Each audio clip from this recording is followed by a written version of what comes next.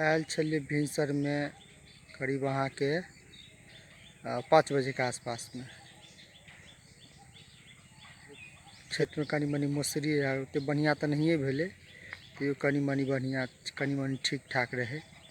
तो आयल उखाड़ ला। देख सके ढेरी मौसरी के, देखे ढेरी कतो कतो देखात है अहाँ के ढेरी।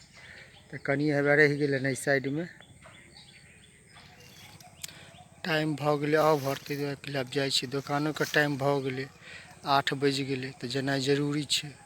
तो अब छै कनी होते कल समेट के सबटा लऽ जेबे। कनी मनी है साइड में छूट गए, तब कल उखाड़बे भोर सबटा लऽ के चल जेबे भांगा में लऽ के घर पर। सबटा की करबे, सब काज न देख पड़े छै। छोटका छोड़ा एक नंबर के बदमाश के गिरल जे बाँस काट काट के छोड़ दिलके। एगो हैया छे, एगो 2-3 गो टोन उम्हर छोड़ देने छे। परवा छोड़ा से बाँस काट काट के थोड़े लग गए, थोड़े छोड़ दिलके। बाँस नहीं तो लोग सब तो उठा के लइए जेते, नहीं ल जेते। तो कोशिश करे छे, देखे छिए कहीं चल गए तो ल के चल जेबे। आज तो नहीं है, आब दूसरे दिन। देखिए एगो हैया छे से बड़का बाँस काट के छोड़ दिलके हन। इहो छे एगो और देखावे छे यहाँ के, देखे छिए दूगो बाँस के पत्ता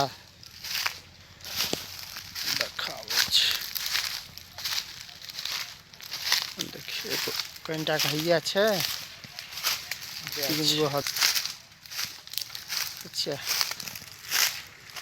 काट बाँस काट के छोड़ दिलके। लोग सब उठा के नहीं ल जेते। तो छिपंगी सबटा एगो हैया देखियो तो है काट काट के छोड़ दिलके ना। हेते कहीं मौका मिलते तो ल के जेबे गांव पर, की करबे। अब